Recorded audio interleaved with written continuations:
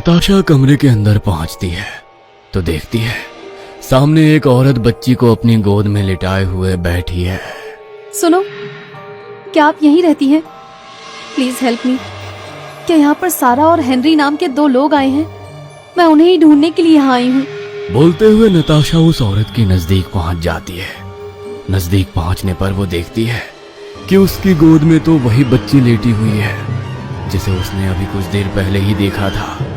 बच्ची नताशा को देखकर खिलखिलाकर हंसने लगती है।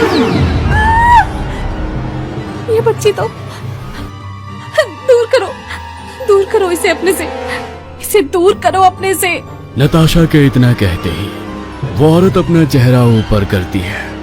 उस औरत का चेहरा बिल्कुल सफेद था और होठों के पास से मानो चेहरा कुछ टेढ़ा सा हो गया था। उसे देखकर नताशा के मुंह से चीख निकल जाती है और वो उल्टे पांव दौड़ने लगती है। तभी वो एक बुक शेल्फ से टकराकर जमीन में गिर पड़ती है।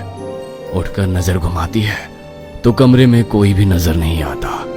नताशा एक एक करके उस बुक शेल्फ में रखी हुई किताबें और डायरी को उठाकर पढ़ने लगती है। तभी नताशा के हाथ से छूकर एक फाइल अचानक जमीन पर गिर पड़ती है जिसके अंदर ढेरों अखबार की कटिंग दिखाई पड़ रही थी। नताशा उस कटिंग को पढ़ना शुरू करती है। ये सब तो मिसिंग हुए लोगों की तस्वीरें हैं जो इतने सालों से गायब हुए हैं, लेकिन ये सारी तस्वीरें यहाँ कैसे? नताशा अब और भी तेजी से शेल्फ में रखी फाइल उलटने लगती है। तभी उसके हाथ एक डायरी लगती है। इंस्पेक्टर जगमोहन शिंदे? इसका मतलब ये डायरी किसी इंस्पेक्टर की है। साल 2000 एक के बाद एक कई सारे लोगों की मिसिंग होने की कंप्लेन आ रही थी और हैरानी की बात तो ये थी कि ये सारी कंप्लेन एक ही एरिया के आसपास से आ रही थी। पहले तो मुझे ये किसी ह्यूमन ट्रैफिकिंग वाले गिरोह का काम लग रहा था, लेकिन धीरे धीरे जब मेरी तहकीकात आगे बढ़ी तो सारे सबूत एक बंगले की ओर इशारा करने लगे। मैंने जिस किसी के साथ भी इस बंगले के बारे में डिस्कस किया, सबने मुझे इससे दूर रहने की ही सलाह दी। लेकिन मैं पिछले 1 साल से इस केस पर काम कर रहा था, इसलिए अब पीछे हटने का मेरे लिए कोई मतलब ही नहीं था। मुझे कुछ भी करके इस बंगले और मिसिंग लोगों के बारे में पता लगाना था। इसलिए इस एरिया के आसपास जितने भी लोग थे मैंने सबसे कांटेक्ट किया। तभी मेरी मुलाकात एक बूढ़े आदमी से हुई जिसने तकरीबन 20 साल पहले इस बंगले को बनाया था। मैंने ही उस बंगले को बनाने का कॉन्ट्रैक्ट लिया था। वहां मत जाना साहब, किसी को नहीं जाना चाहिए उस बंगले में। मनहूस है वो बंगला। मैंने तो साहब को मना भी किया था कि इस जमीन पर कंस्ट्रक्शन ना करे, लेकिन उन्होंने मेरी बातों को मजाक में उड़ा दिया। बंगला बनाते समय साइट पर एक के बाद एक कई मनहूस घटनाएं घटी। उन घटनाओं को देखकर कितनी बार मैंने उस प्रोजेक्ट को छोड़ने के लिए मालिक से बात की, लेकिन मैं पैसा एडवांस में ले चुका था और वो पैसा मुझसे खर्च भी हो गया था। बंगले का काम पूरा करने के अलावा मेरे पास और कोई चारा नहीं बचा था। इसीलिए मजबूरी में मुझे वो काम पूरा करना पड़ा। जितने समय में वो बंगला बनकर तैयार हुआ, वहां पर मेरे कई मजदूरों की जान चली गई। कईयों का मानसिक संतुलन बिगड़ गया और लगभग हर रोज ही किसी कुत्ते या बिल्ली का मृत शरीर वहां पर पड़ा हुआ मिलता था। कुछ बहुत अजीब सा था वहां। जो कोई भी हवेली के संपर्क में आया कभी आबाद नहीं हुआ। मुझे देख लो, इस दुनिया में मेरा कोई नहीं, अकेला जीवन बिता रहा हूं मैं। उस बंगले को बनाने के बदले में बहुत पैसा मिला था मुझे। सोचा था सारी जिंदगी सुकून से जीऊंगा, लेकिन बंगले का काम खत्म होने से पहले ही मेरी पत्नी और बच्चे की मौत हो गई। तब से मैं ऐसे ही अकेले अपना जीवन बिता रहा हूँ।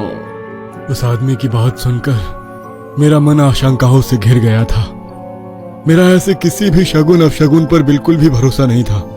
मेरा मानना था कि वहां जो कुछ भी हुआ उसके पीछे जरूर किसी न किसी इंसान का ही हाथ होगा। सबसे ज्यादा शक मेरा जमीन के मालिक पर ही था। इस बंगले के बारे में मुझे पता चला कि जो बातें मैंने सुनी थी वो पूरी तरह झूठ नहीं थी। ये जमीन किसी विलियम नाम के आदमी ने सस्ते में खरीदी थी। अपने परिवार के साथ रहने के लिए उसने इस जमीन पर यह बड़ा और आलीशान बंगला बनवाया। दरअसल विलियम एक गैंगस्टर था जो अक्सर पुलिस के निशाने पर रहता था। एक तरह से यह घर उसने अपने परिवार की सेफ्टी और खुद को छुपाने के लिहाज से बनवाया था। जब ये बंगला बनकर तैयार हुआ तो विलियम अपनी पत्नी मैरी और बेटी मारिया के साथ यहाँ आकर शिफ्ट हो गया। विलियम हफ्तों, कई बार तो महीनों तक भी घर लौटकर नहीं आता था। ऐसे में मैरी इस हवेली में अकेली मारिया के साथ रह जाती थी। आसपास कोई गांव ना होने के कारण मारिया की पढ़ाई यहाँ रहने पर संभव नहीं थी। इसीलिए मैरी ने 16 साल की मारिया को पढ़ने के लिए हॉस्टल भेज दिया था। अब इस बड़े से बंगले में मैरी बिल्कुल अकेली थी।